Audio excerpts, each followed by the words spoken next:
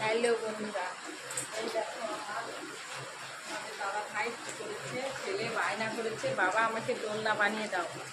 তো ছেলে বায়না রক্ষা করতে বাবা দোলনা বানিয়ে দিয়েছে। আমি এখন রেডি সেডি হয়ে ভিডিও করতে ছাদে গিয়েছি। প্রচুর বৃষ্টি চলে আসলো, তো ছাদের থেকে নামতেই দোলনাটা আমার চোখে পড়লো।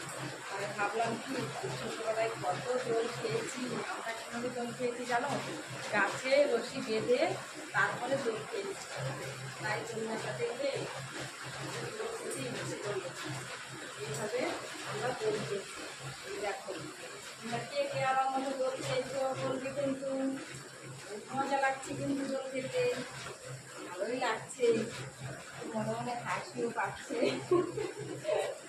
ছোটবেলাটা আমার সামনে চলে আসলো, এটা ভেবে আমার একটু হাসিও পাচ্ছে। দেখো ভীষণ মজা লাগছে দোল খেতে।